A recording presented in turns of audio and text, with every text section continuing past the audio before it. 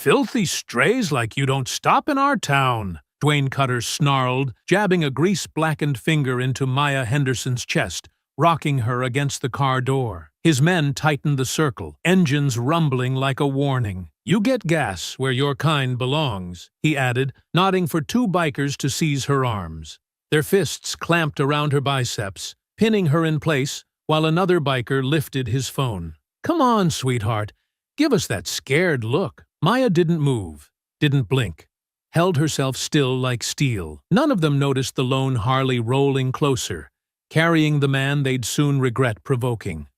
Before we go any further, comment where in the world you are watching from and make sure to subscribe, because tomorrow's story is one you don't want to miss.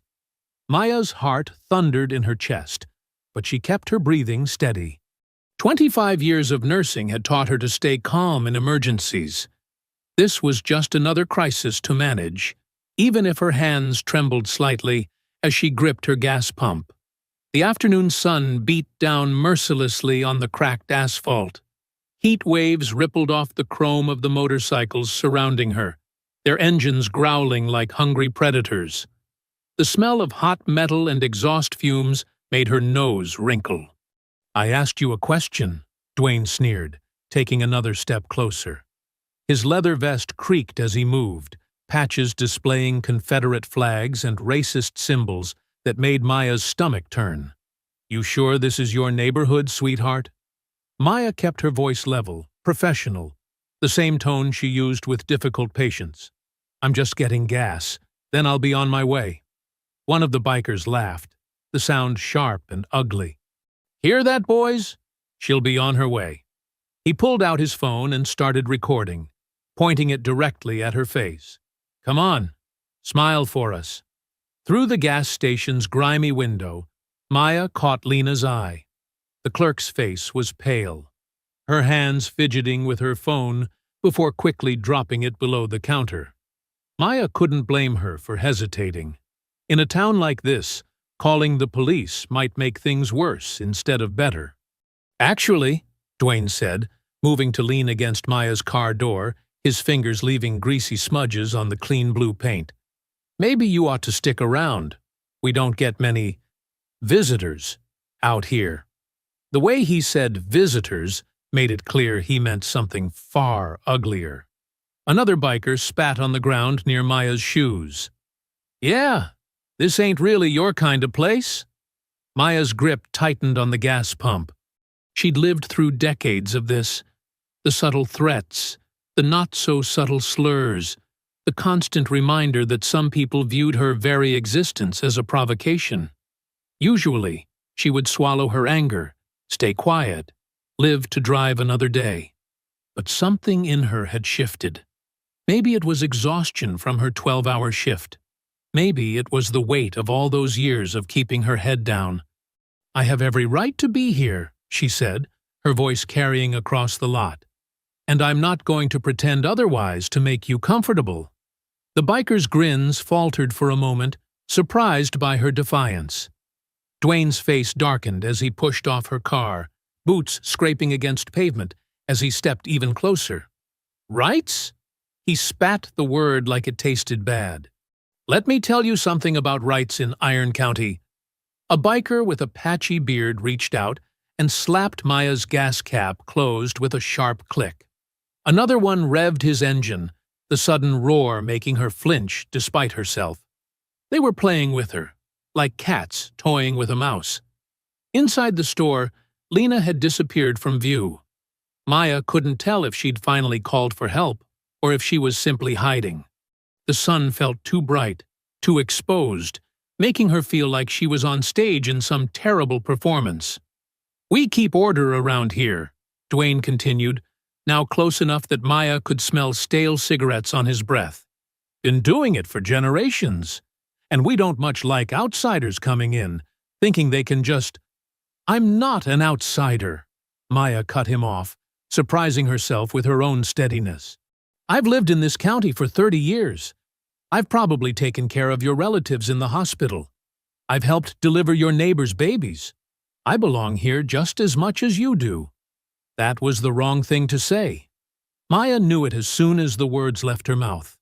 Dwayne's face twisted into something ugly, and the circle of bikers tightened.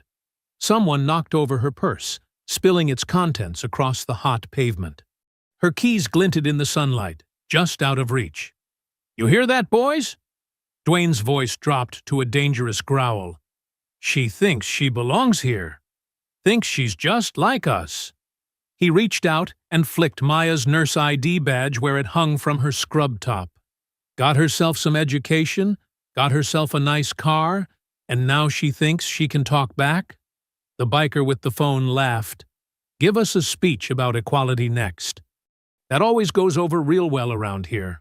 Maya stood her ground, though every instinct screamed at her to run. But there was nowhere to run to. They had her boxed in completely. The gas pump was still in her hand, her only possible weapon if things got worse. Her car was behind her, but Dwayne blocked the door. The store was 30 feet away, but more bikers lounged between her and that potential sanctuary. The sun continued to beat down, indifferent to the scene playing out below. A car passed on the distant highway, too far to see what was happening in this little pocket of hatred and fear. Maya thought of all the times she'd stayed quiet, all the times she'd swallowed her dignity to stay safe. She was tired of it. Bone tired. She squared her shoulders and lifted her chin, looking Dwayne directly in the eyes. She wouldn't give him the satisfaction of seeing her cower, even as the circle of bikers drew tighter, their engines rumbling like thunder before a storm. Maya's throat tightened as Dwayne snatched her fallen keys from the ground, dangling them just out of reach. The metal clinked together, a mocking chime in the thick afternoon air. Her car keys, her house keys, her work ID access card, her whole life jangling in this man's dirty fingers. "Now, what kind of neighborhood did you say this was?" Dwayne twirled the keys, his smile cruel. The other bikers shifted closer, forming a tighter circle. Their leather vests creaked, patches displaying skulls and Confederate flags catching the harsh sunlight. Through the gas station's clouded windows, Maya glimpsed Lena hovering in the doorway. The clerk's fingers trembled around her phone, thumb hovering over the keypad, but never pressing down. Their eyes met briefly before Lena looked away, shame and fear warring on her face. "Please," Maya said, keeping her voice steady despite her racing heart. "I just want to finish getting my gas and leave." She gestured at the pump, still inserted in her car's tank. A biker with a patchy beard and yellowed teeth stepped forward. "Oh, you ain't going nowhere just yet." He slammed the fuel door shut with a sharp crack that made Maya jump. The sound echoed across the empty lot like a gunshot. "See, girl," Dwayne drawled, emphasizing the word girl with obvious contempt. "These back roads can be mighty dangerous. People disappear out here all the time." He tossed her keys to another biker, who caught them with a laugh. "Ain't that right, boys?" Murmurs of agreement rippled through the group. One of them, younger than the rest, with a fresh-looking swastika tattoo on his neck, pulled out his phone and started recording. "Come on, sweetheart, say something for our followers." Maya's hands clenched into fists at her sides. 25 years of dealing with difficult patients, of staying professional in the face of prejudice, of swallowing her anger. It all bubbled up inside her chest. "I need to get home. My patients are expecting me tomorrow." "Your patients." Another biker spat on the ground near her feet. "Ain't that sweet? Playing nurse to good folk who don't want your kind touching them anyway." Maya took a careful step toward her car door, trying to keep her movements calm and deliberate. "You don't know anything about my patients or my work." A meaty hand grabbed her upper arm, fingers digging in hard enough to bruise. Maya jerked away instinctively, her nursing shoes scraping against the asphalt as she stumbled back. "Don't touch me!" Her voice came out stronger than she'd expected, echoing across the lot. The laughter died. Dwayne's face darkened, his earlier mocking smile twisting into something ugly.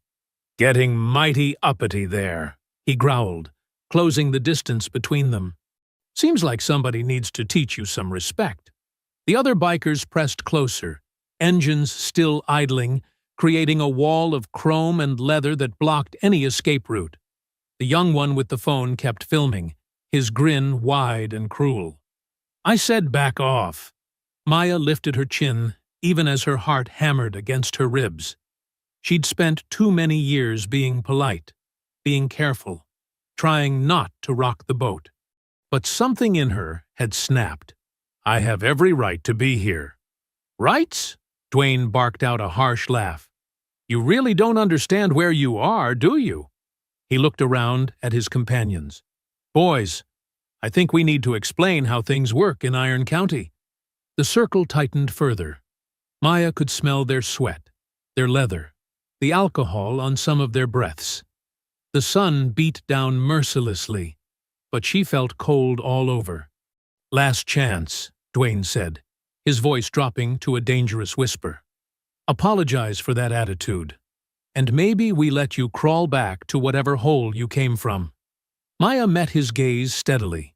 "I have nothing to apologize for." Dwayne's hand shot out, shoving her shoulder hard.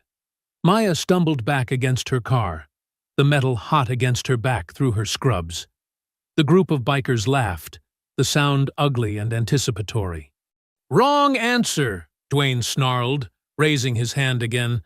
"Let's see if we can't—" A new sound cut through the tension, the distinctive growl of a Harley-Davidson, different from the Iron County Sun's bikes. Heads turned as the motorcycle appeared at the lot's entrance, its rider tall and broad-shouldered. The bike rolled to a stop, its engine's rumble dropping to a low idle. Sunlight glinted off the chrome and the rider's leather cut, highlighting the unmistakable Hell's Angels patch on the back. The man astride it was older, his face weathered by years and hard miles. The Iron County Suns shifted uneasily, recognizing the patch.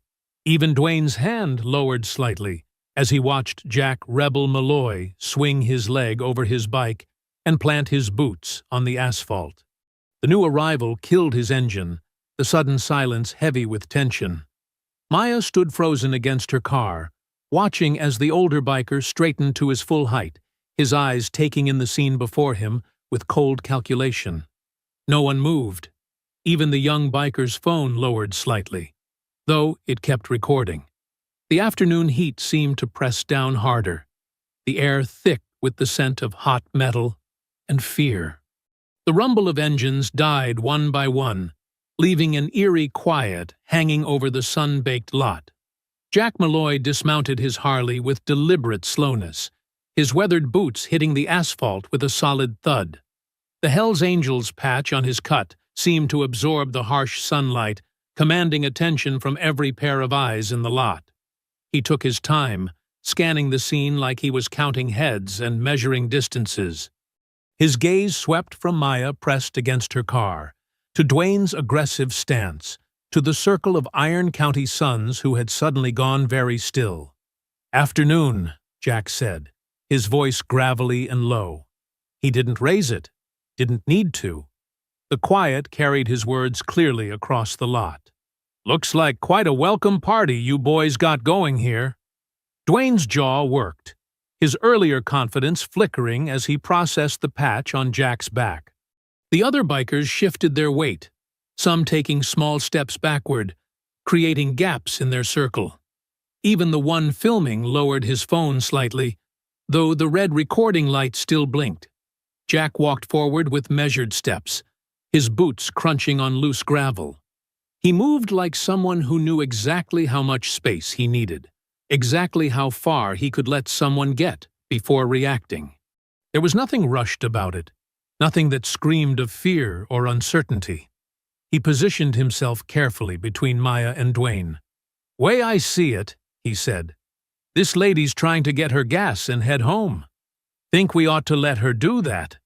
Maya stayed pressed against her car, her heart still racing, but something in Jack's calm presence made her straighten her spine a little. She could see his profile now. Lined face, gray at his temples, old scars around one eye that spoke of fights from long ago. Dwayne found his voice, though it came out higher than before. "This ain't your business, old-timer. Why don't you ride on before you hurt yourself?" A few nervous laughs rippled through the gang, but they died quickly when Jack didn't react. He just stood there, solid as a wall, hands loose at his sides, but ready. "Last chance," Jack said quietly. "Let the lady finish her business and go home." "Or what, Grandpa?" Dwayne stepped forward, trying to reclaim his authority in front of his men. He gave Jack a hard shove to the chest. "You gonna give us a lecture about—" Jack moved like lightning. His elbow shot up, catching Dwayne's nose with a wet crunch. Before the blood could even start flowing, his knee drove into the younger man's gut, doubling him over. The movement flowed seamlessly into grabbing another biker by the hair and introducing his face to the side of a pickup truck, with a metallic thunk. The lot erupted into chaos. The Iron County Suns surged forward, but Jack was already moving. There was nothing fancy about his fighting, no martial arts kicks or showboating. Just brutal, efficient violence born from decades of hard experience. A biker's knee went the wrong way with a sharp crack. Another's fingers snapped as Jack stripped away a makeshift weapon. Bodies hit the ground, cursing and moaning. Each movement connected with terrible purpose. Every strike meant to end the fight quickly, rather than look impressive. Maya's hands shook as she pulled out her phone and started recording. The screen wavered, but captured everything. Jack's methodical dismantling of the gang, the way he seemed to know exactly where each attacker would come from, how he used their own momentum against them. Inside the store, Lena Ortiz gripped her phone tight, fingers hovering over 911. She started to dial, then remembered all the times Sheriff Harland had laughed with these same bikers, how he'd ignored complaint after complaint. Her thumb hit the end call button before it could connect. She couldn't risk making it worse. The fight lasted less than 2 minutes. When it was done, half the Iron County Suns were sprawled across the lot, nursing various injuries. The others had backed away to their bikes, uncertain whether to flee or try for another rush. Jack stood in the center of it all, breathing heavily, but still upright. A thin sheen of sweat was the only sign he'd exerted himself. He hadn't even lost his balance once during the whole thing. Dwayne lay flat on his back, trying to squirm away, but Jack's boot came down on his throat, not crushing, just holding him in place. The pressure was clear in Dwayne's voice when he managed to speak. You're supposed to be done, Malloy," he wheezed, blood from his broken nose painting his teeth red. "You're on parole. You should know better than crossing us." Maya's phone nearly slipped from her fingers. She looked at Lena, who had ventured to the store's doorway, and saw her own shock reflected there. This wasn't some random Hell's Angel stepping in. He knew these men, had history with them. The bright afternoon sun beat down on the scene. Jack standing over Dwayne, Maya's phone still recording, scattered bikers nursing wounds and wounded pride, Lena watching it all with wide eyes. The air smelled of gasoline, blood, and decades of complicated history about to spill over. Jack lifted his boot from Dwayne's throat, taking a calculated step back. The Iron County Suns leader rolled to his side, coughing and spitting blood onto the sun-baked asphalt. Around them, his battered crew struggled to their feet, some helping others limp toward their motorcycles. "This ain't over, Malloy," Dwayne rasped, wiping his nose with the back of his hand. "You just signed up for a world of hurt." "Get out of here," Jack said, his voice flat and cold. The bikers fired up their engines one by one, the angry growl of motorcycles filling the lot. They peeled out in a cloud of dust and exhaust fumes, their chrome flashing in the afternoon sun as they disappeared down the highway. The noise faded, leaving behind an uneasy silence broken only by the quiet hum of the gas station's ancient AC unit. Jack turned to Maya, his weathered face set in hard lines. "You hurt?" Maya touched her arm where one of the bikers had grabbed her. A bruise was already forming, but she shook her head. "I'm okay, thank you. I don't know what would have happened if—" "Don't mention it," Jack cut her off, already turning toward his bike. "Best you forget this happened." "Wait," Maya said, stepping forward. "At least, let me—" "Ma'am," Jack interrupted again, his voice softening slightly. "The less you know about me, the better. Those men—" He glanced down the road where the gang had disappeared. "They've got friends in ugly places." Lena emerged from the store, wringing her hands. Her face was pale, and she kept glancing nervously up and down the highway. "I'm so sorry," she said to Maya. "I should have called someone, but—" She swallowed hard.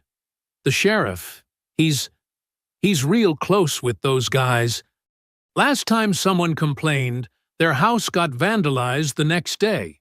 Nobody could prove anything, but everyone knew." Maya nodded grimly. She'd seen enough in her years of living here. The selective enforcement, the dismissive attitudes, the way certain complaints somehow never made it into official reports. Jack mounted his Harley, but Maya stepped closer before he could start it. "Whatever your past with them is," she said firmly, "what you did today mattered. Thank you." Something flickered across Jack's face. Pain, maybe, or regret, before he covered it with a grunt and kicked his bike to life. Without another word, he rolled out of the lot, heading in the opposite direction from the gang. Maya's phone buzzed in her pocket. She pulled it out to find several missed calls from her nephew AJ. Her hands shook slightly as she hit redial. "Auntie!" AJ's voice crackled through the speaker. "I've been trying to reach you. You okay?"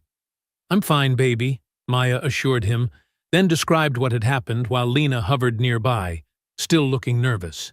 "You got it all on video?" AJ asked. "Send it to me right now. This needs to go public."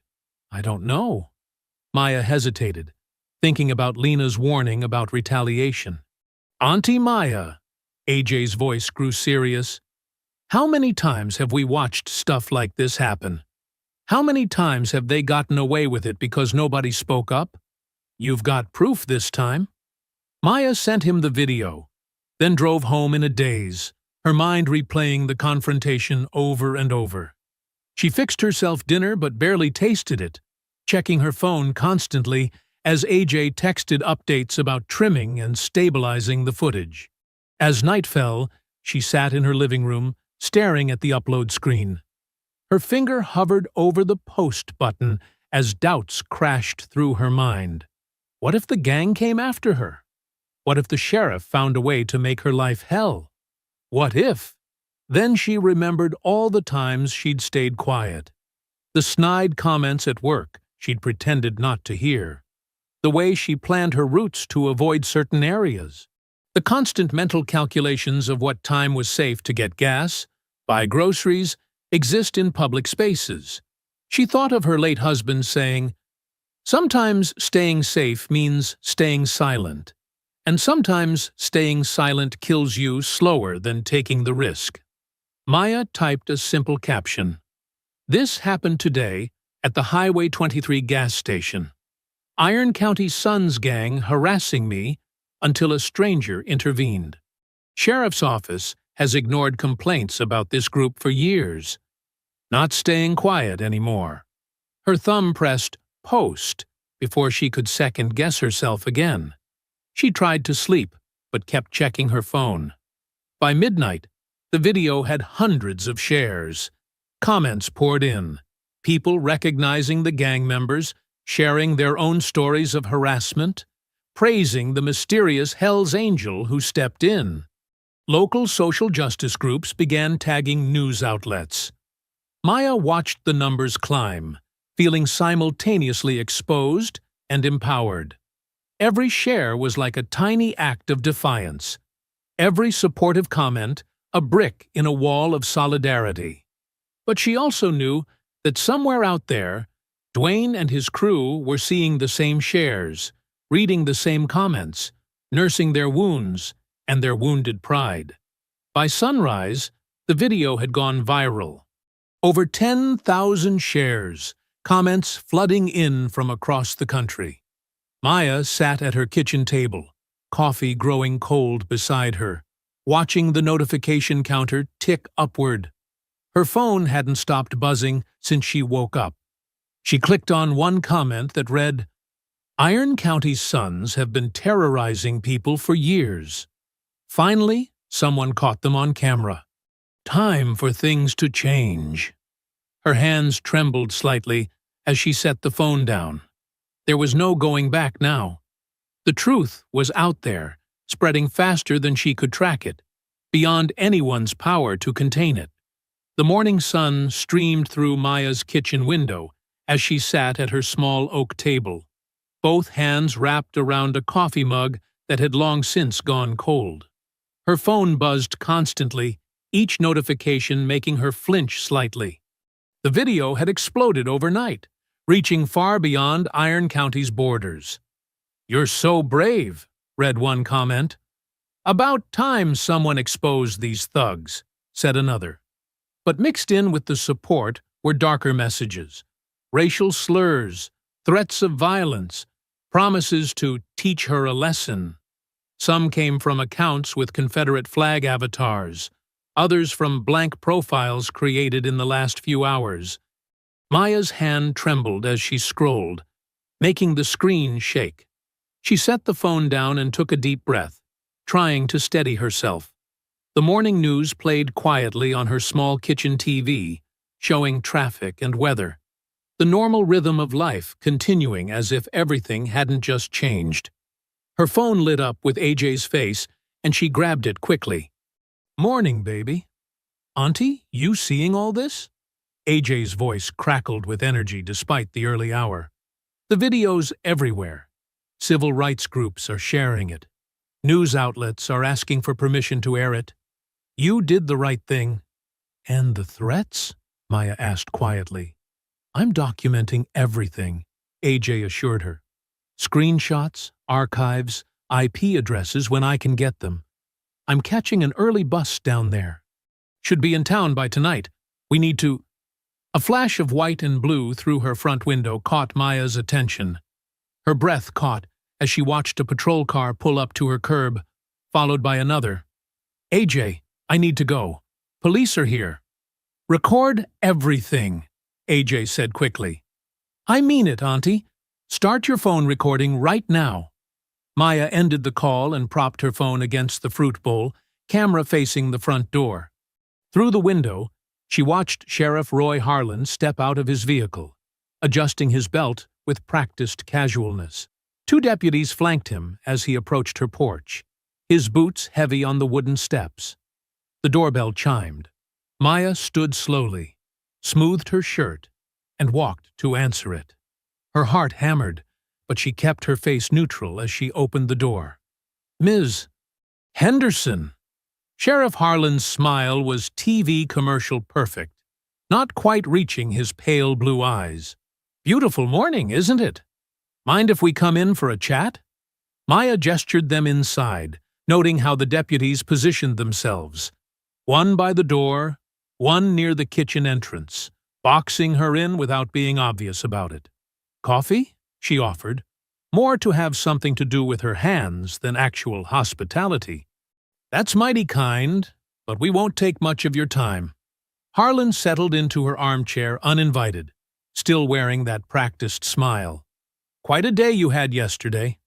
Wanted to check how you're holding up." "I'm fine, Sheriff," Maya said, remaining standing. "Thank you for your concern." "That was brave of you," he continued, "standing up to those fellows like that. Course, things could have gotten real ugly if that biker hadn't shown up." He leaned forward slightly. "Tell me about him. Jack Malloy, right? You know him well?" Maya kept her voice steady. "Never met him before yesterday. He helped me when no one else would." Harlan nodded sympathetically. "See, that's what concerns me. Jack Malloy? He's got quite a history. Violent offenses, gang affiliations, currently on parole, in fact. Yesterday, he assaulted several local citizens in broad daylight. Maya noticed the careful choice of words. Local citizens. Not gang members, not attackers. Just local citizens who happened to be assaulted by an ex-con. Those local citizens were threatening me, Maya said firmly. They put hands on me. Mr. Malloy stopped them. And we take those allegations very seriously, Harland assured her, though his tone suggested anything but. But you understand how this video you posted, well, it's stirring up a lot of trouble. Outside agitators using it to paint our community in a bad light. Folks getting riled up, making threats. He spread his hands. As sheriff, I'm concerned about everyone's safety. One of the deputies shifted his weight, belt creaking. Maya felt the pressure of their presence, the implicit threat in their positions and postures. That video's causing problems for everyone, Harland continued. Might be best for all concerned if you took it down. Let proper authorities handle this through official channels. His smile widened a fraction. For everyone's safety, you understand. Maya met his gaze. Are you ordering me to remove it? Oh, no, nothing like that. Harland chuckled, but his eyes remained cold. Just offering friendly advice. Iron County's a small community. Hate to see anyone stirring up unnecessary tension. Things have a way of escalating when outsiders get involved. He stood smoothly, adjusting his gun belt. Well, we won't take any more of your time. Just think about what I said. Sometimes the safest path is the quietest one. The deputies filed out first. Harland paused at the door, tipping his hat. You have yourself a blessed day now, Miss Henderson. Do let us know if you see Mr. Malloy again. For his own good, of course. Maya watched through her window as they drove away, the patrol cars moving unhurried down her street like sharks circling in slow water. Her hands shook as she picked up her phone and called AJ back. They just left, she said, her voice trembling but determined. Sheriff wanted me to take down the video. Said it was for everyone's safety. Like hell, AJ growled. Tell me you recorded it? Every word. Maya watched the patrol cars disappear around the corner. The morning sun still shone. The birds still sang. But everything felt different now. She understood with crystal clarity that this wasn't just about one incident at a gas station or one gang of racist bikers. The sheriff's visit had made that perfectly clear. This was about power. Who had it, who didn't, and who got to decide when justice was proper or official. The whole system was designed to protect certain people while keeping others quiet and afraid. I'm not taking it down, Maya said firmly. Not now, not ever. The afternoon sun was sinking when AJ's bus pulled into the Iron County depot. Maya spotted him immediately. Tall and lean in his city clothes, laptop bag slung over one shoulder, already scanning the parking lot with sharp eyes. The moment he saw her, his serious expression melted into a warm smile. Auntie Maya! He wrapped her in a tight hug, and she felt some of her tension release.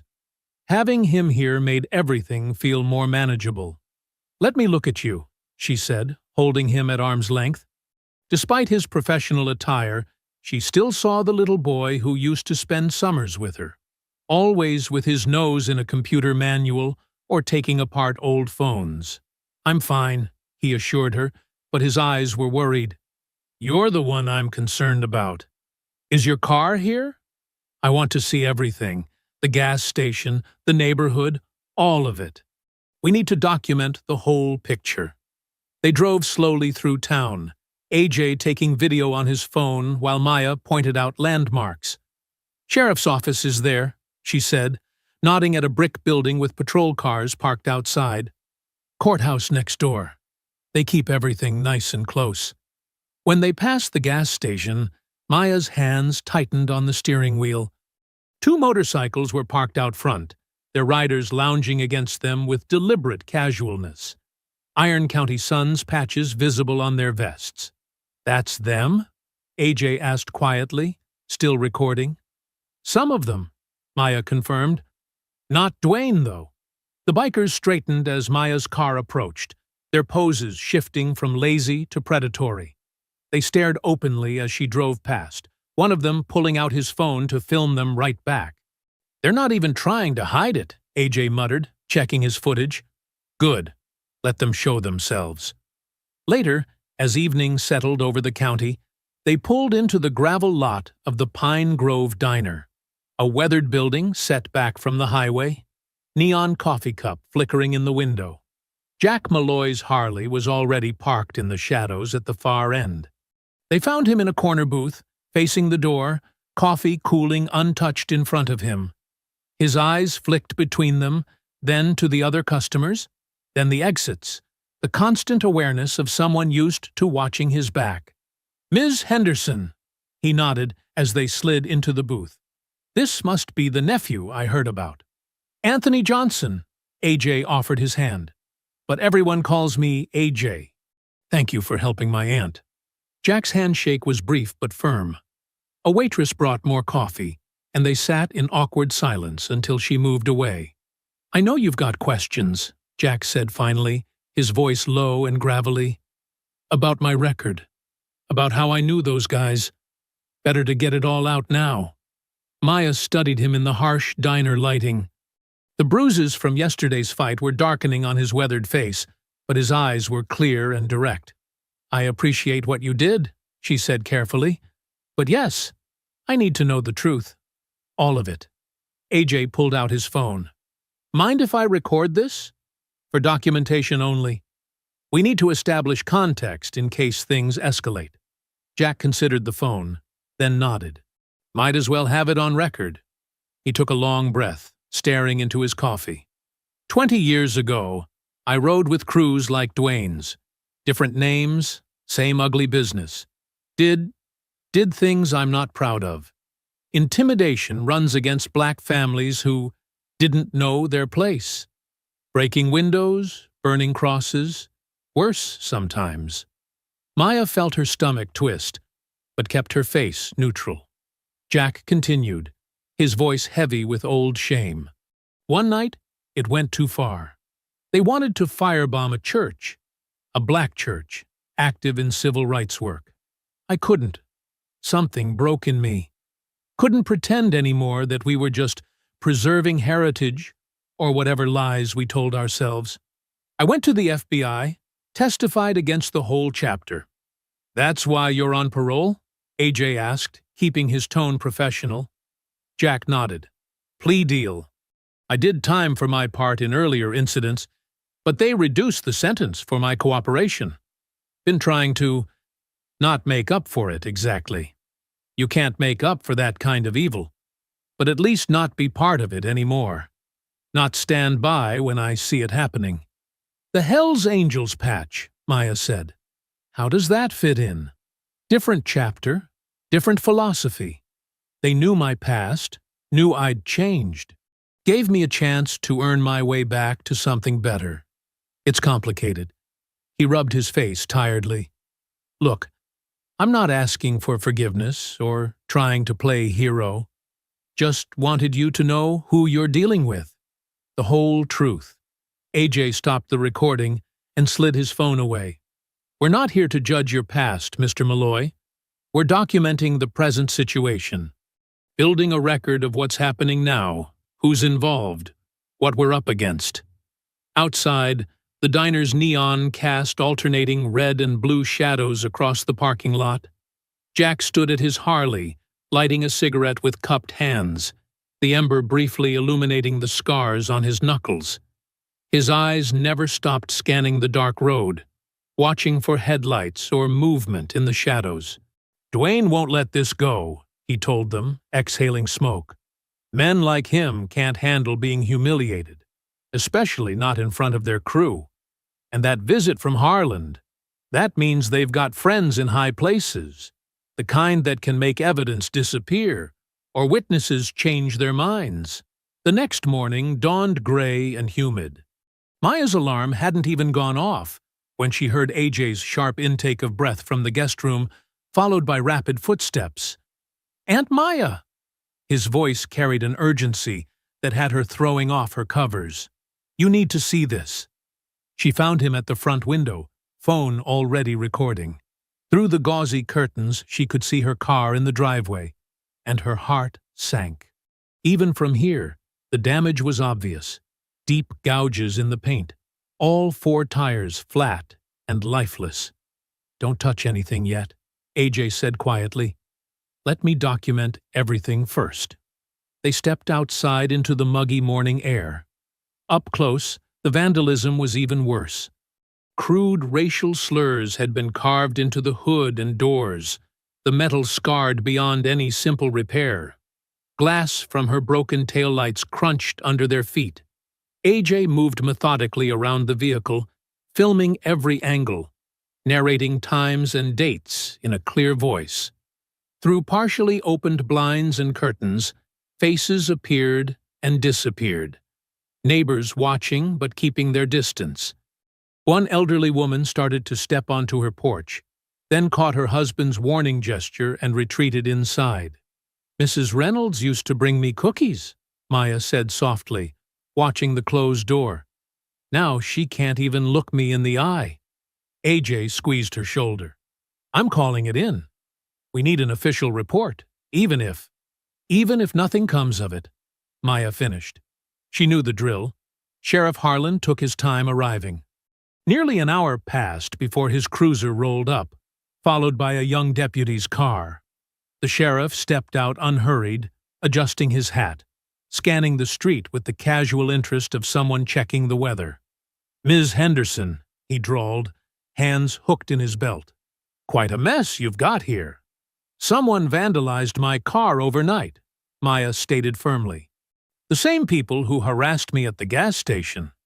Harlan circled the car, his boots scuffing through the broken glass. His expression remained pleasant, almost amused. "That's quite an assumption. Could be random vandals. Kids acting up, all sorts of possibilities." AJ stepped forward, phone extended. "We have video of the Iron County Suns threatening her just yesterday. The same group that attacked her at the gas station." "Ah, yes, the video." Harlan's smile didn't reach his eyes. "The one where your aunt filmed Mr. Malloy assaulting several local businessmen. Speaking of which, has anyone heard from our Hell's Angel friend lately?" The young deputy was taking desultory notes, his pen barely touching the paper. Maya noticed he wouldn't meet her eyes. "This is a hate crime," AJ pressed. "The slurs alone." "Son," Harlan cut him off, still smiling, "unless you've got video of who did this, or reliable witnesses willing to make statements, there's not much we can do. File the insurance claim. Maybe consider being more neighborly in the future." He touched the brim of his hat and turned away, effectively ending the conversation. The deputy followed, shoulders hunched. Later that afternoon, Jack called from the side of Old Creek Road, his voice tight with pain. A pickup truck with Iron County Suns stickers had forced him onto the gravel shoulder at high speed. He'd kept the bike upright, but scraped his leg badly in the process. "Didn't get a plate," he reported grimly. "They knew what they were doing. Stayed just far enough ahead that I couldn't read it. But I recognized the paint job. It's Dwayne's cousin's truck." That evening, they met Lena Ortiz at her small apartment complex on the edge of town. She'd just finished her shift, still wearing her gas station uniform, and her hands shook as she made them coffee. "They've been coming to the station for years," she said, perching nervously on the edge of her worn couch, "always making comments, scaring away certain customers. Hispanic families, black travelers, they'd circle their cars, make jokes about immigration checks or worse." "And the sheriff?" AJ prompted gently, recording on his laptop. Lena's laugh was bitter.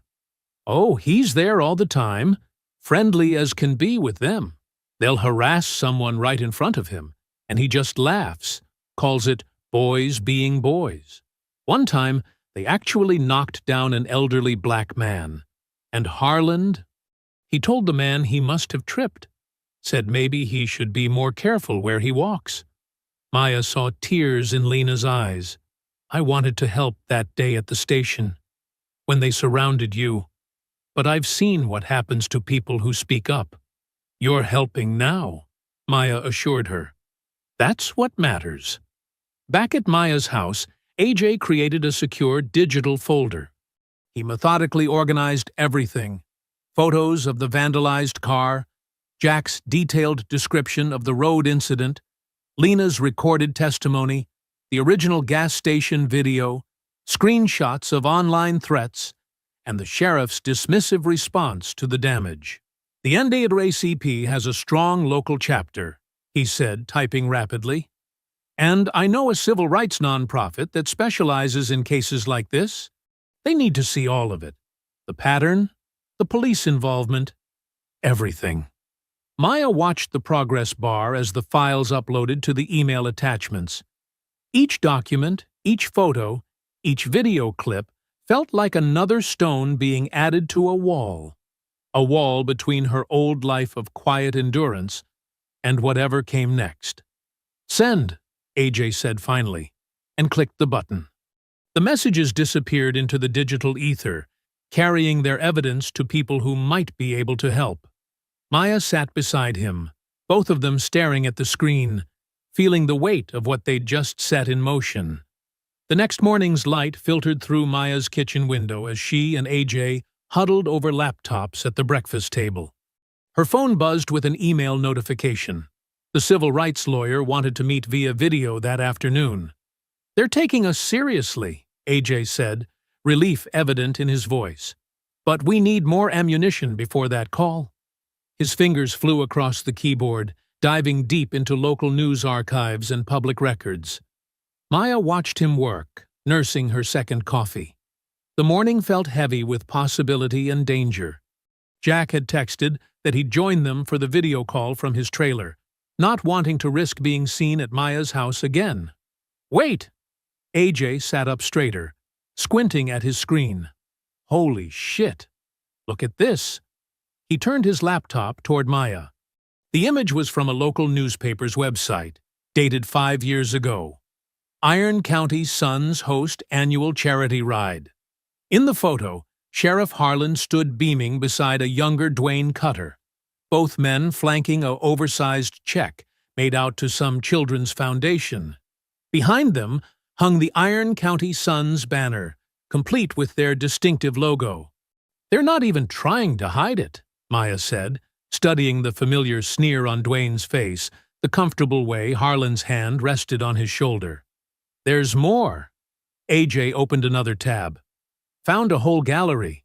Look, Harlan at their clubhouse opening, at summer barbecues, every major Iron County Sons event.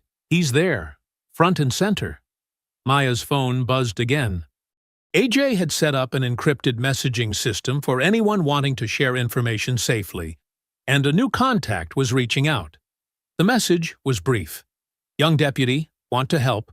Check your email in 5. True to the promise, minutes later, an email arrived with several video attachments. The files were body cam footage, apparently from various traffic stops and casual encounters. In one clip, Harlan chatted with Dwayne outside the gas station, both men laughing. Just keeping the peace, Harlan's voice came through clearly. Sometimes folks need reminding where they belong. You boys are good at spelling things out. Happy to help educate anyone who needs it, Dwayne replied with a chuckle. Especially if they're, not from around here. Maya felt sick watching their easy camaraderie, the casual way they discussed terrorizing people. AJ downloaded everything, adding it to their growing evidence folder. By early afternoon, they had assembled a disturbing timeline. Years of documented connections between the sheriff's department and the Iron County Sons, punctuated by suspicious traffic stops, dismissed complaints, and convenient police absences during reported harassment. At 2 o'clock sharp, Maya's laptop chimed with the incoming video call. The lawyer, A sharp-eyed woman named Patricia Martinez listened intently as they laid out their findings. Jack joined from his trailer, the wind whistling through his poor connection. "This is compelling," Martinez said finally. "The body cam footage especially. That's going to be hard to explain away. But we need more. Contemporary witnesses, people willing to go on record about current harassment. The historical pattern matters, but recent victims will have more impact." "People are scared," Maya admitted. "The Sons have been here so long, hurt so many families." "That's why building community support is crucial," Martinez replied. "The churches you mentioned, are they willing to let you speak?" Maya nodded. 3 so far. Reverend Wallace at First Baptist, Pastor Rodriguez at Living Word, and Brother Marcus at Mount Zion AME. All outside Iron County, but close enough that their congregations know what's happening here. Good. We need to break the isolation, show people they're not alone. But Martinez leaned closer to her camera. "Be prepared for escalation. Groups like this, when they feel exposed, they often lash out. They'll try to frighten you into silence before the state gets involved."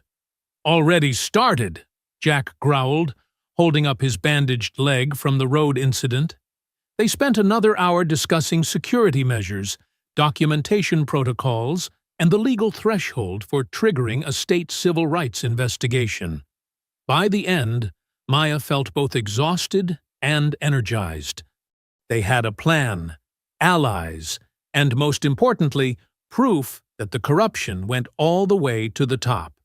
That evening, Maya drove to Mount Zion AME Church, the first of her scheduled speaking engagements. The small brick building was packed, faces turned expectantly toward her as she described the gas station attack, the vandalism, the years of silence that had protected the Sons and their enablers. "We've all seen it," she concluded. "We've all felt it. But they count on us being too afraid to stand together. That ends now." The response was powerful. People stood to share their own stories. A teenager harassed at the same gas station, an elderly man run off the road like Jack, a woman whose business had mysteriously burned after she filed a complaint. Each story strengthened their resolve, each voice adding weight to their case. Driving home in the gathering dusk, Maya felt a fierce pride in her community's courage. The street lights were just flickering on as she turned onto her block. A pickup truck crawled past her house, moving deliberately slow. Through the passenger window, she clearly saw a familiar Iron County Sons jacket. The biker's hand rose, drawing a line across his throat with exaggerated menace. Maya watched the red taillights disappear around the corner. Her hands were steady on the steering wheel. Where once that gesture might have made her shrink back, now it only hardened her determination. They wanted her afraid, wanted her silent, but those days were over. The crash of shattering glass jolted Maya from her reading chair. Shards sprayed across her living room floor, glittering in the lamplight. Her heart hammered as she dove behind the sofa, phone already in hand, dialing AJ. "Someone's throwing bricks," she whispered urgently. "Get over here!" The brick lay amid the destruction, a piece of paper tied around it with twine. Maya didn't touch it, remembering AJ's instructions about preserving evidence. Within minutes, she heard his car screech into the driveway. "Don't move anything!" AJ burst through the front door, phone raised to record. He carefully documented the broken window, the scattered glass, and finally the brick itself. With gloved hands, he untied the note and held it up to the camera. "Next time, it ain't just glass.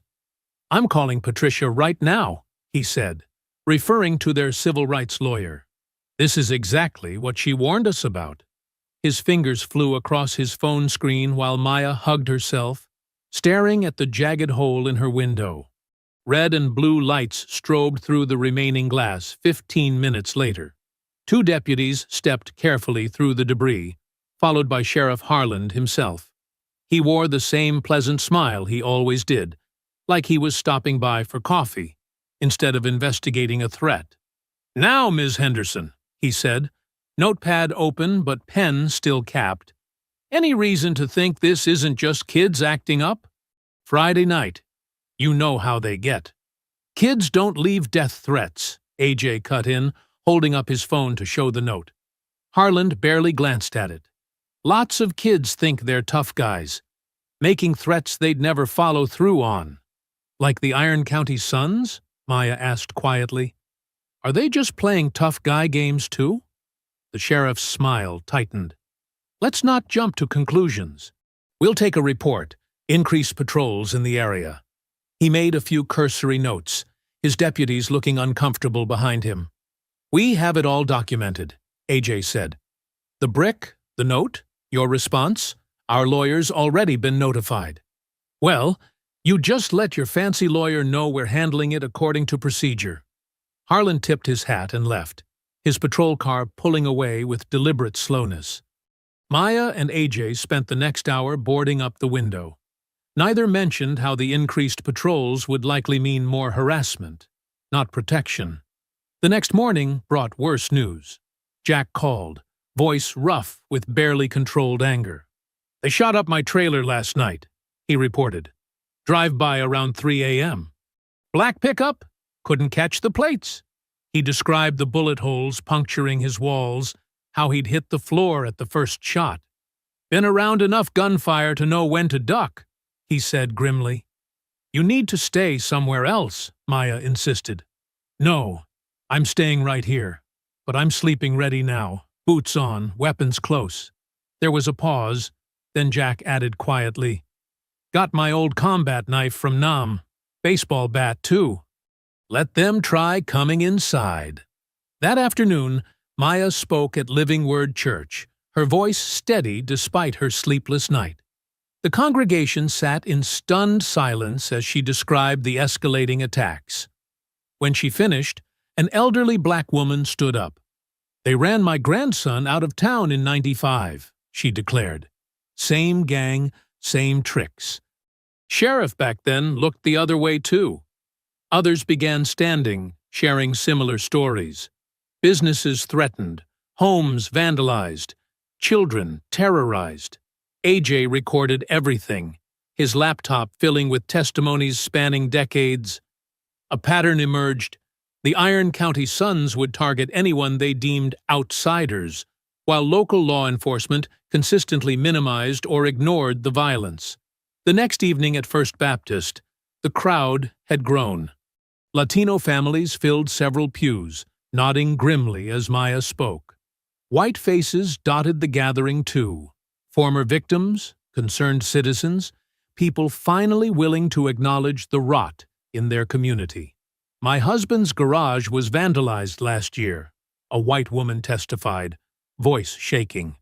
"We knew who did it. They'd been threatening him for hiring Mexican mechanics. But the sheriff's office said there wasn't enough evidence." Social media amplified their voices. AJ's careful documentation spread across platforms. The gas station attack, the vandalism, the brick, Jack's bullet-riddled trailer. Each post tagged relevant authorities and civil rights organizations. The story began appearing on local news sites, then regional ones.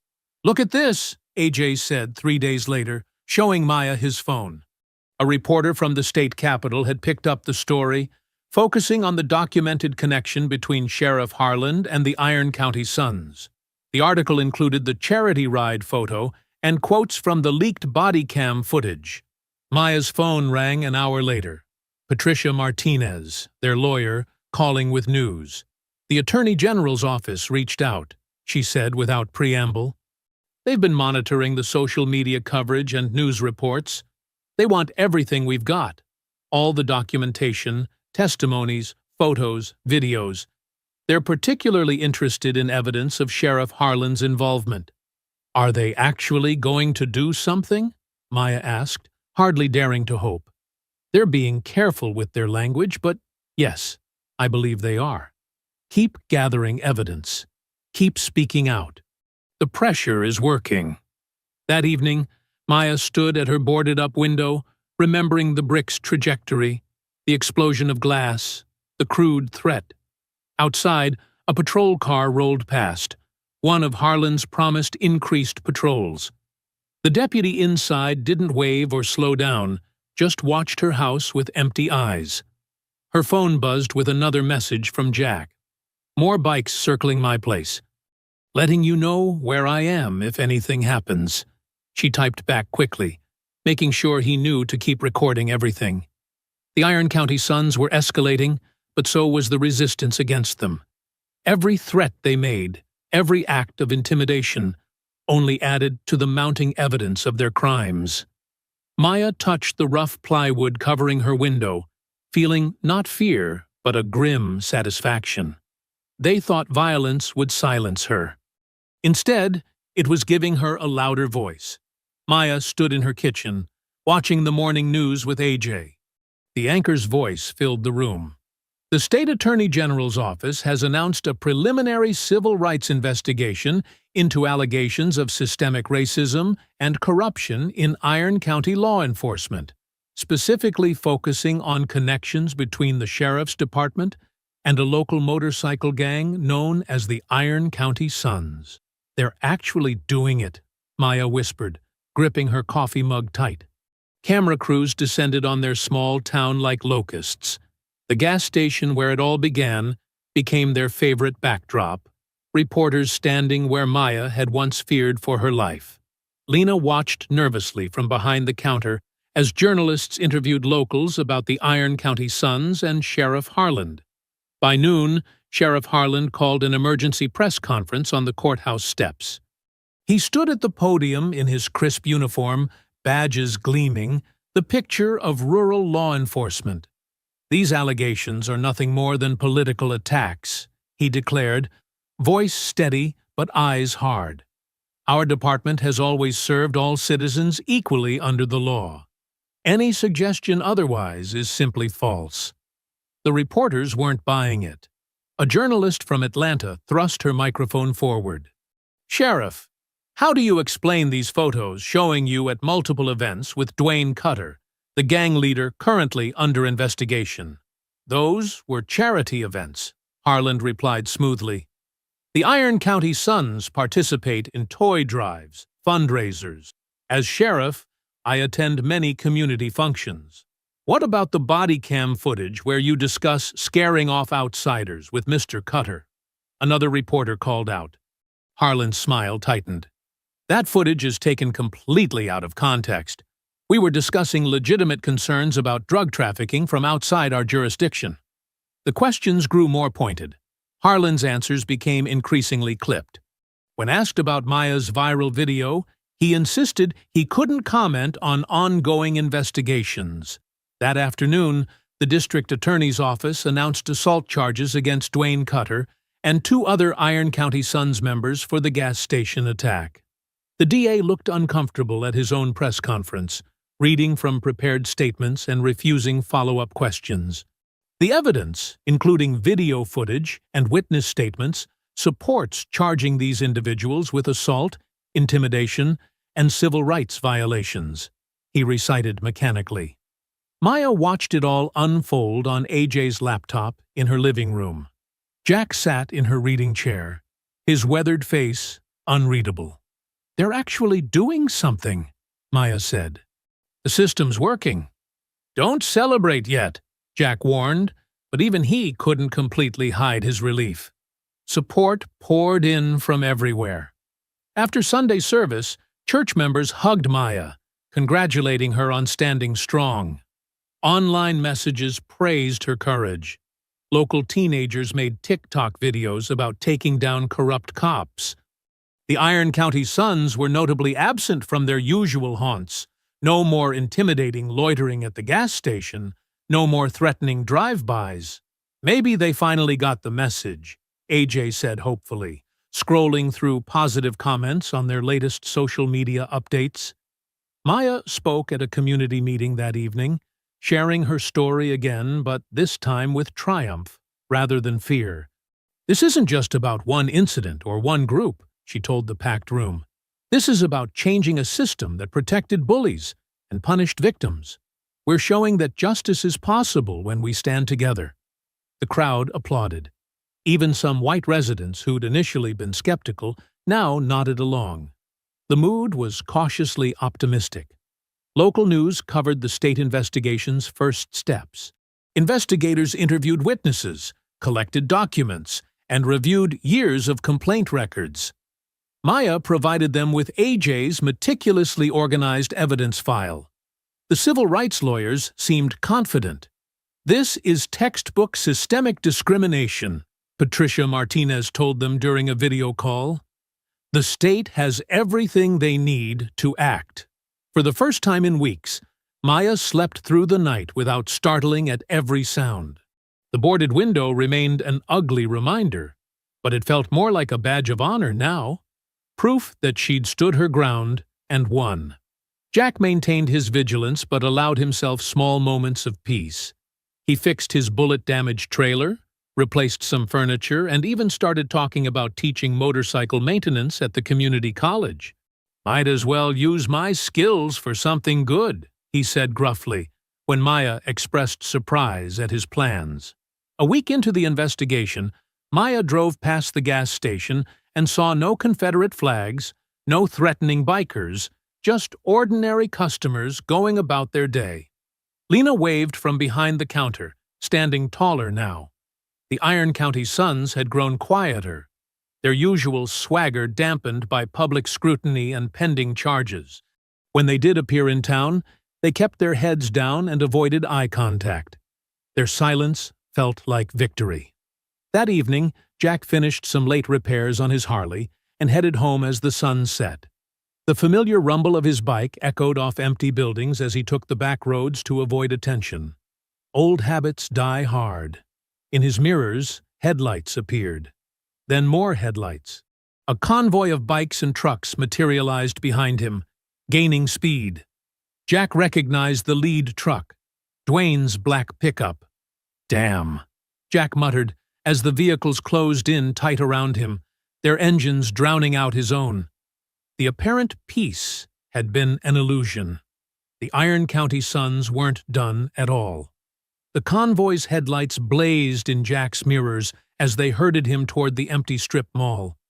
His decades of riding experience told him they'd planned this carefully. The location was perfect for an ambush. Dark, isolated, no cameras, no witnesses. The black pickup accelerated, cutting off his escape route. Jack's tires squealed as he was forced to turn into the abandoned parking lot. Broken streetlights cast weak pools of light across cracked asphalt.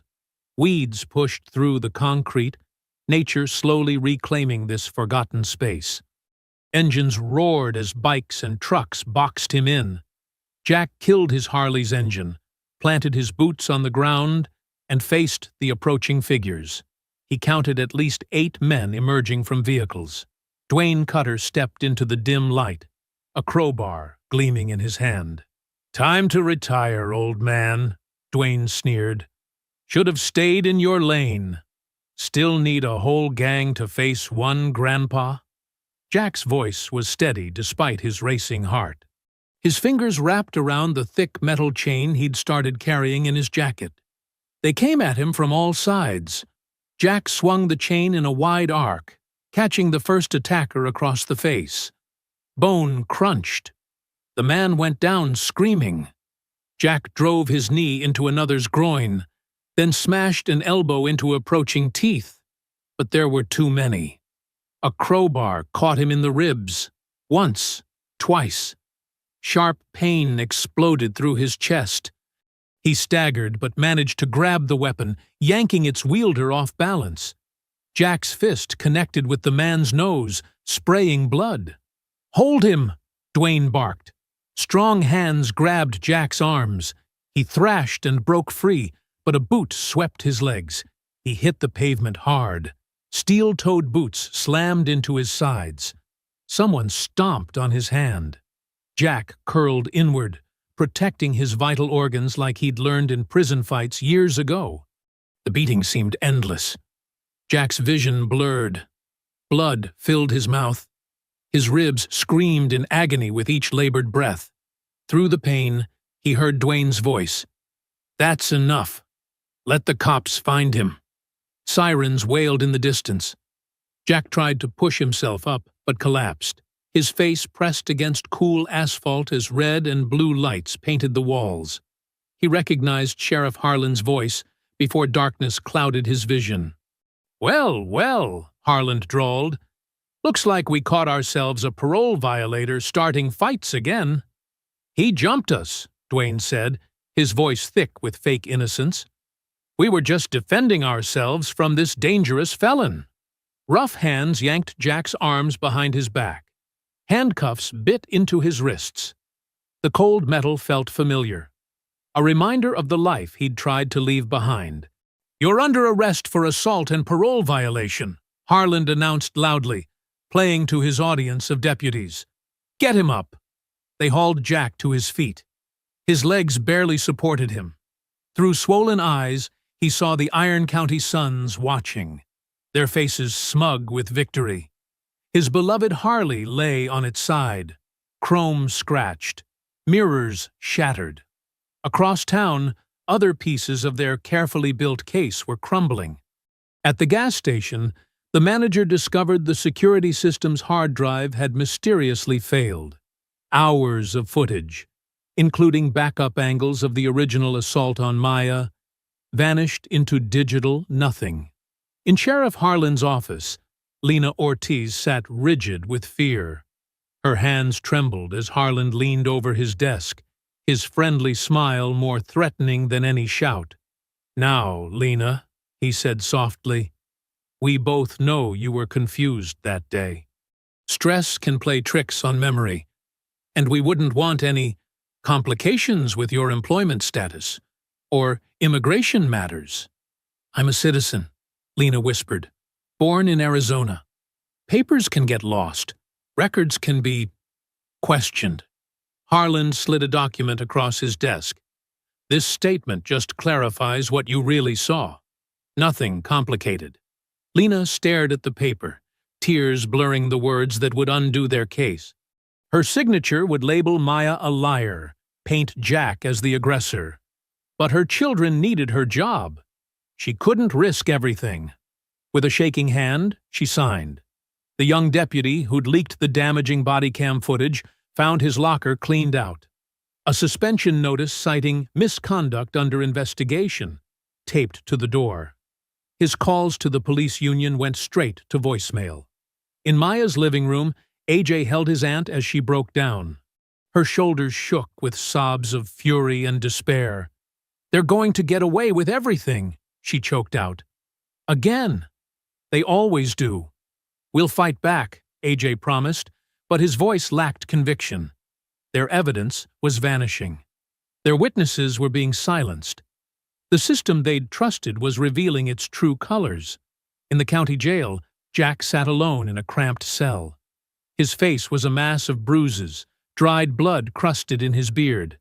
Each breath sent daggers through his broken ribs. The familiar smell of disinfectant and despair brought back decades of memories he'd tried to bury. He leaned his head against the cold concrete wall, tasting copper in his mouth. In all his years of violence and redemption, he'd always believed he could fight his way free. But this cell felt different. This time, the cage seemed final. From the drunk tank down the hall, voices sang an off-key country song about freedom. Jack closed his eyes, remembering Maya's determination, her refusal to back down. He'd failed her, failed himself. The darkness of the cell wrapped around him like an old friend come to stay. The county jail's fluorescent lights cast harsh shadows across Jack's bruised face. Maya and AJ sat across from him at the scratched visitation table, taking in his injuries. Bandages wrapped his ribs beneath the orange jumpsuit. His right eye was swollen nearly shut, and dried blood crusted at the corner of his split lip. "You need to leave town," Jack said, his voice rough. "Get out while you still can. Move to the city with AJ. Start fresh somewhere they can't touch you." Maya's hands tightened around her purse. That's not happening. They'll kill you if you stay. Jack leaned forward, wincing at the movement. These men, I used to be one of them. I know what they're capable of. You saw what they did to me. I see what they did. Maya's voice was steel. I see exactly what they did, and that's why I'm not going anywhere. Maya, please. No, she cut him off. You don't get to decide when I stop fighting. You don't get to tell me to run and hide. I've spent my whole life being careful, being quiet, trying not to make waves. Where did that get us? Jack slumped back in his chair, the fight draining from his face. I watched them beat you because you stood up for me, Maya continued. I watched them arrest you instead of them. Now you want me to let them win? To prove they can chase anyone away who dares to challenge them? They've already won, Jack muttered. Look around. I'm in here. Evidence is gone. Witnesses are scared silent. They haven't won anything, AJ interjected. The state investigation is still open. Federal civil rights people are watching. We just need to be smarter about how we fight back. Maya reached across the table, her hand stopping just short of Jack's battered knuckles. You didn't give up on me at that gas station. Don't give up now. Something flickered in Jack's good eye, a spark of his old defiance. You're both crazy, he said, but his voice held a hint of warmth.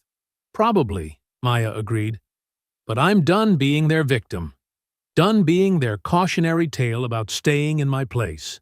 You with us? Jack studied her face for a long moment. Finally, he gave a slight nod. Not like I've got anything better to do in here. The visit ended too soon. As guards led Jack back to his cell, Maya and AJ exchanged determined looks. They had work to do. 2 hours later, they sat at Maya's kitchen table with their lawyer, Sandra Chen, spreading documents across the scarred wood surface. Coffee cups and legal pads crowded between laptops and phones. The local system is completely compromised, Sandra said, tapping a stack of papers. Sheriff, DA, half the deputies. They're all tangled up with the Iron County Suns, but that corruption actually gives us leverage with state and federal authorities. The suspended deputy sent more proof. AJ pulled up encrypted messages on his laptop. Internal memos showing Harland ordered evidence deleted. Witnesses pressured. He was sloppy. Left a paper trail. Good, Sandra nodded. But we need more than paper. We need undeniable proof they can't make disappear. Maya wrapped her hands around her coffee mug, thinking, what about phones? Everyone films everything these days.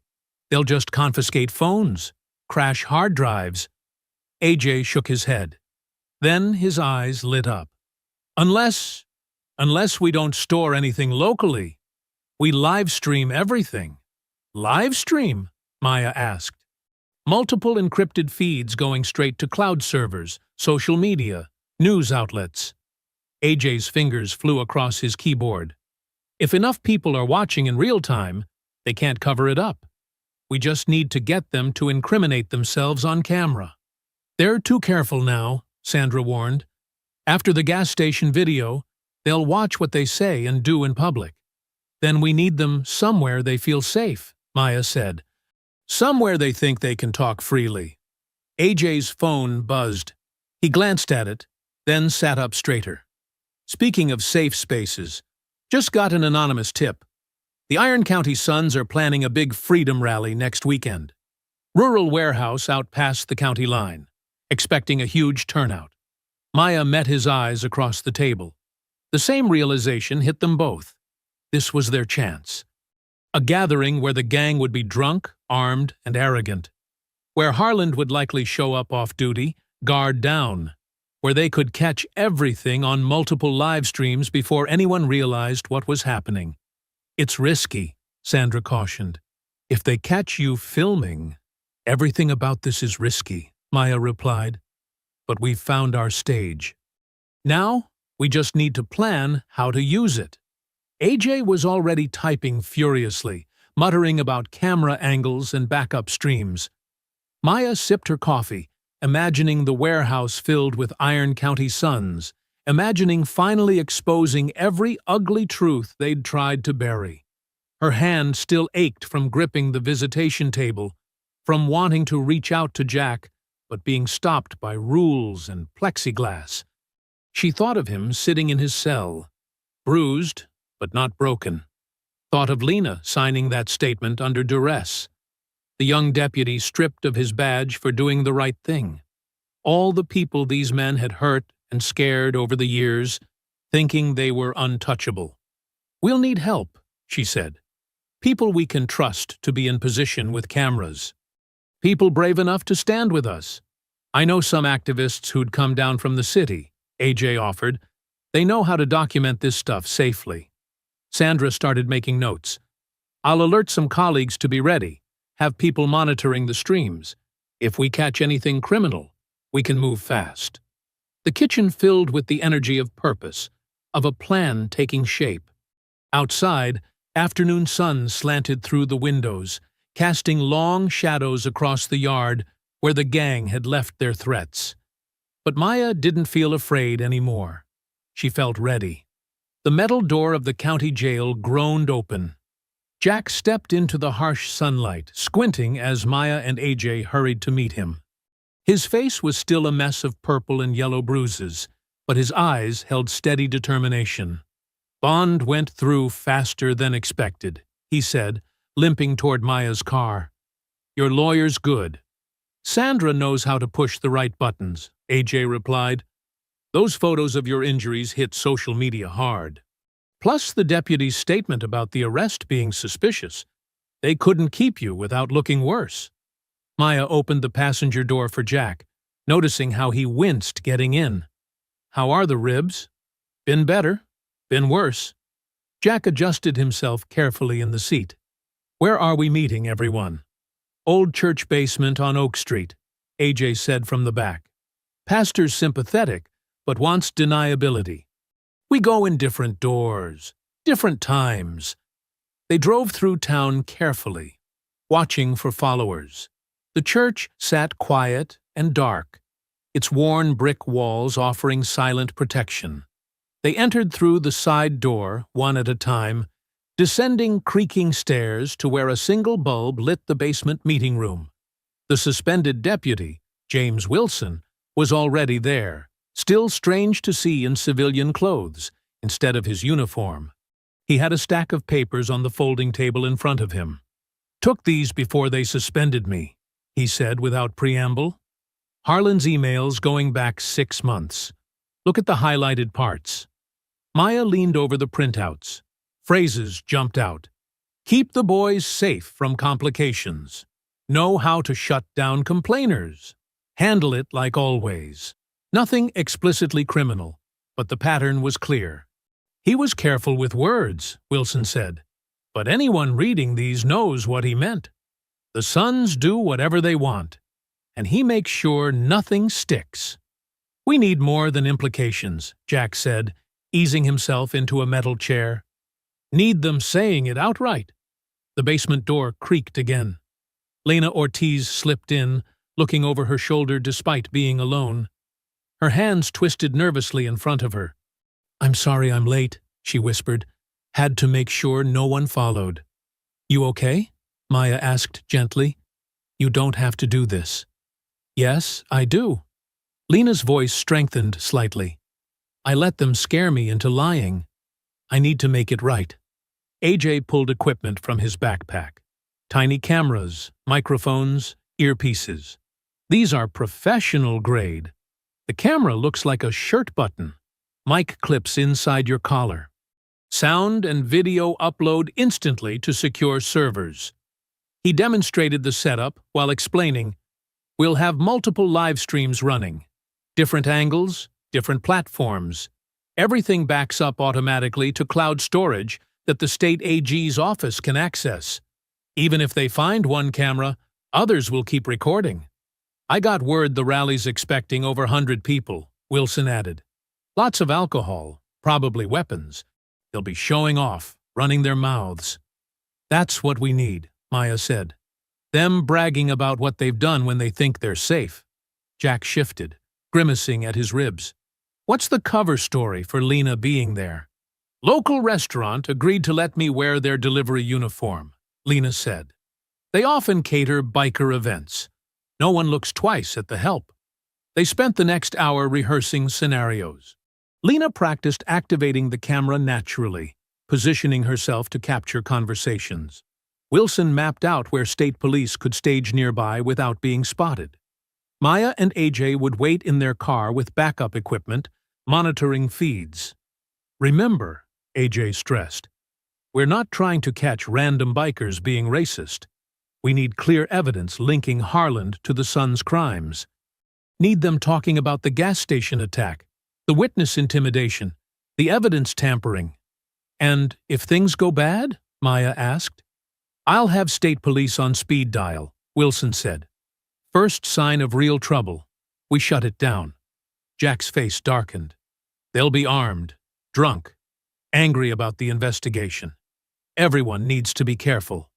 They ran through the plan twice more, checking equipment, confirming signals. The basement felt close and warm, thick with tension and purpose. Finally, days later, the afternoon of the rally arrived. Maya stood in her bedroom, checking her appearance one last time. Simple clothes, nothing memorable. Her hands were steady as she packed AJ's spare cameras into her purse. Across town, Lena put on the restaurant's red polo shirt, practiced her nervous smile in the mirror until it looked natural. Wilson cleaned his personal firearm, badge locked away in a drawer, citizen now instead of deputy. Jack stood in his trailer, carefully pulling on his leather cut despite protesting ribs. The Hell's Angels patches felt heavy on his shoulders. His reflection showed a man battered but unbowed, scars telling stories of survival. AJ did final checks on his equipment, muttering technical specifications like prayers. Backup batteries, extra memory cards, redundant uploads. Everything had to work perfectly. Maya picked up Jack first. He moved stiffly, but insisted on carrying his own weight to the car. AJ squeezed into the back with his gear, tablets already monitoring preliminary feeds. They drove east as the sun began its descent, painting the sky in shades of orange and red. The warehouse waited ahead, already echoing with the sound of arriving motorcycles. Maya's hands were tight on the steering wheel, but her voice was calm when she spoke. Everyone ready? Jack nodded once, sharp and certain. AJ gave a thumbs up from behind his screens. In other cars, in other places, their allies were moving into position, carrying truth like a weapon. The warehouse grew larger in the windshield. Bikes lined the gravel lot, their chrome catching the dying sunlight. Confederate flags snapped in the breeze. The Iron County sun's colors flew proud and dark against the evening sky, not knowing they'd invited justice to their party. The warehouse parking lot blazed with headlights and torches as bikes and trucks packed the gravel. Confederate flags hung from poles and tailgates, while Iron County sun's patches dotted the growing crowd like dark badges of hate.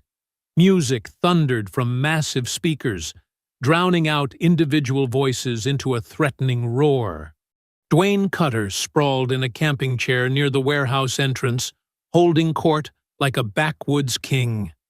Empty beer cans littered the ground around his boots. His bruises from the gas station fight had faded, but the humiliation still burned hot. "Ain't nobody gonna make fools of us in our own county," he slurred to the circle of nodding bikers. "That old man thought his Angels patch meant something. We showed him different, didn't we, boys?"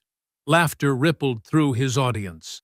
Lena approached with a tray of sandwiches, keeping her eyes down, her borrowed red polo shirt making her nearly invisible to the partying bikers. The hidden camera, disguised as a button, captured everything. "Pass them sandwiches here, girl," Dwayne called, waving her closer. She complied, positioning herself perfectly as he continued bragging. "Should have seen that Trader Malloy when we caught him in that lot. All that tough talk at the gas station? Gone real quick when 6 of us had him down." More cheers. Lena's hands trembled slightly as she served food, but the camera stayed steady. Outside in Maya's car, AJ watched multiple video feeds on his laptop screen, giving quiet updates through their earpieces. "Audio's clear," he whispered. "Everything's uploading in real time." Dwayne grabbed another beer, spilling foam as he gestured. "And that nurse thinking she could shame us with her little video? That brick through her window was just the start. She'll learn. They all learn. Sheriff's got our backs anyway," someone added, and Dwayne grinned wide. "Hell yeah, he does. Harland knows how to make charges disappear. Been doing it for years." He crushed his empty can. "That's what you get when you keep the right people happy." In the shadows by the warehouse's side door, Maya and Jack listened through their earpieces. Jack's ribs ached under his leather cut, but his eyes were sharp and focused. "Got enough?" he muttered. "Feed's solid," AJ confirmed through the earpiece. "State AG's office is watching live. Multiple backups running." Maya nodded once, steel in her spine. "Let's do it." They stepped through the door into harsh fluorescent light. The warehouse fell quiet in waves as people noticed them, music suddenly seeming too loud in the tension. Dwayne stood, swaying slightly, face twisting from shock to rage. Well, he sneered. "The nurse and the traitor, coming to get beat down proper this time." "We heard you confessing, Dwayne," Maya said clearly, her voice carrying. "To assault, vandalism, witness intimidation. Hundreds of people are watching this live stream right now, including state authorities." Dwayne's face purpled. "Shut your mouth. Bye." "Including," Jack cut in, "your cute story about Sheriff Harland fixing cases for you." Dwayne's hand chopped through the air. "Take them!" The warehouse erupted. Bikers surged forward as Lena scrambled for safety, camera still rolling. Two men rushed Jack from the front, while another tried circling behind. Despite his injured ribs, Jack moved with brutal efficiency. He grabbed a pool cue from a nearby table, cracking it across the first attacker's face. The man dropped, blood spraying. Jack swept the broken cue low, taking out the second biker's knee with a wet crunch. The third man swung a chain. Jack caught it around his forearm, yanking the biker off balance and driving an elbow into his throat. More attackers came. Jack used everything in reach: chairs, bottles, tools from workbenches. Each movement was precise, each strike devastating. Maya saw a biker sneaking up behind Jack with a raised wrench. She grabbed a metal bar from a shelf and swung hard, connecting with the man's forearm. Bone snapped. He screamed, weapon clattering to the floor. "Cameras running!" AJ's voice crackled through their earpieces. "Every angle!" Dwayne bellowed and charged Jack directly. They crashed together like bulls, trading brutal shots. Jack's ribs screamed as Dwayne landed a heavy punch, but he answered with a savage headbutt that rocked the younger man back. They grappled and struck, smashing through tables and sending bikers scrambling. Despite his injuries, Jack's experience showed. He methodically broke Dwayne down with precision strikes to joints and vital areas. A final thunderous right hand dropped Dwayne to the concrete. He tried to rise and couldn't, blood streaming from his nose and mouth. Distant sirens began to wail. Dwayne's hand darted to his boot, coming up with a hunting knife. The blade slashed across Jack's forearm as he raised it defensively. But before Dwayne could strike again, Jack trapped his wrist and twisted sharply. The knife clattered away. Jack drove his knee into Dwayne's sternum and pinned him face down, arm wrenched up behind his back. Red and blue lights began strobing through the warehouse windows, painting the scene in police colors as the sirens grew louder. Red and blue lights strobed across the warehouse as state police cruisers and unmarked federal vehicles flooded the lot. Engines died, doors slammed, and officers emerged with weapons drawn. The live stream cameras kept rolling, capturing everything in stark detail. Jack pinning Dwayne to the concrete. Bloodied bikers sprawled or kneeling. Weapons scattered across the floor. "Police! Everyone on the ground!" Commands echoed through the space as tactical teams swept in, methodically securing each section. Dwayne struggled weakly under Jack's grip. "You can't do this to me. This is my county." "Not anymore," Maya said, standing tall despite her racing heart. State officers approached carefully. "Sir, we'll take him now," one said to Jack, who nodded and eased back, letting them cuff Dwayne. "Dwayne Cutter," the lead agent announced. "You're under arrest for assault, attempted murder, conspiracy to commit hate crimes." "This is garbage," Dwayne spat blood. "Call Harland. He'll straighten this out." AJ emerged from his surveillance position, laptop in hand. Every confession is recorded and backed up to multiple secure servers, including the parts about Sheriff Harland fixing cases. Around them, other Iron County sons were being zip-tied and searched. Officers found brass knuckles, illegal knives, and several unregistered guns in their vehicles. The bikers' faces showed shock as they realized their usual protectors weren't coming to help. Lena stepped forward, still wearing her borrowed polo, and handed her recording devices to a federal agent. Her hands shook, but her voice was steady as she gave her statement about years of witnessed intimidation. Tires crunched on gravel outside. Sheriff Roy Harland burst through the door, face purple with rage. Two deputies flanked him, looking uncertain. "What the hell is this?" he demanded. "This is my jurisdiction. You have no authority." A stern-faced state investigator cut him off.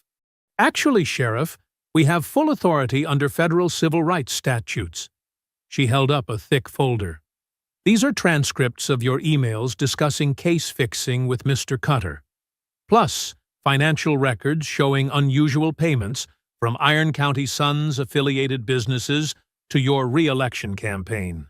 "That's ridiculous," Harland sputtered. "You can't—" "We also have tonight's live stream." The investigator nodded to a tablet showing Dwayne's drunken boasting about their arrangement. Multiple witnesses, multiple angles, all broadcast live to state and federal offices. Harland's face went from purple to ash. One of his deputies took a step back. "Roy Harland," the investigator continued, "you're under arrest for conspiracy, obstruction of justice, and violation of civil rights under color of authority." "Don't you dare!" Harland growled as she approached with handcuffs. "I've worn this badge for 28 years." "Not anymore." She nodded to his chest. "Remove it." A young deputy, the same one who'd leaked the original body cam footage, stepped forward. With trembling fingers, he unpinned Harland's badge. The sharp click seemed to echo through the warehouse. Harland's shoulders slumped as the cuffs closed around his wrists. The man who'd terrorized the county for decades suddenly looked small and old in the flashing lights.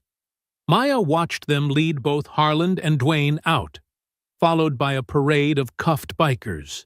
Her phone buzzed with messages from AJ's live stream viewers celebrating justice being served. Tears pricked her eyes, but she blinked them back. This wasn't time for crying. State officers spent hours processing the scene. Maya, Jack, and Lena gave detailed statements. Their lawyer arrived, ensuring everything was properly documented. News vans began appearing outside, reporters hungry for the story of small-town corruption exposed. "You okay?" Jack asked Maya quietly as paramedics checked his knife wound. She nodded. "Better than okay. For the first time in years, I feel like I can breathe in this town." Over the following weeks, the justice system moved with unprecedented speed. Federal prosecutors filed hate crime indictments against Dwayne and his top lieutenants. Civil rights attorneys launched suits against Iron County and the gas station's corporate parent for enabling years of discriminatory harassment. The evidence was overwhelming, Videos, emails, financial records, and dozens of witnesses painted a clear picture of systemic racism and corruption. The gas station corporation, desperate to avoid publicity, offered Maya a substantial settlement. She used it to partner with local Black and Latino investors, buying the franchise outright. Together with Lena and other community allies, Maya established a justice center in a converted storefront downtown. They created programs to document hate incidents, provide legal support, and help victims tell their stories safely. The center quickly became a symbol of change in Iron County. Jack's cooperation with investigators and clear evidence of personal reformation led to his early release from parole. His criminal record was partially expunged, opening new opportunities. A community college offered him a position teaching motorcycle maintenance, working specifically with at-risk youth to provide alternatives to gang life. The gas station underwent a complete transformation. Gone were the Confederate flags and threatening stickers. Fresh paint brightened the walls, and security cameras, their footage backed up to multiple locations, kept watch. A local artist painted a striking mural along one wall, diverse hands working together to break iron chains. Months after the warehouse raid, Maya stood behind the register on a quiet afternoon. The door chimed as Jack's Harley rumbled into the lot. He parked and stretched, his injured arm fully healed. Another customer approached, a black teenager Maya hadn't seen before. He hesitated at the entrance, eyeing Jack's leather cut nervously. "You're safe here," Maya called warmly. "We made sure of it." I hope you enjoyed that story. Please like the video and subscribe so that you do not miss out on the next one. In the meantime, I have handpicked 2 stories for you that I think you will enjoy. Have a great day.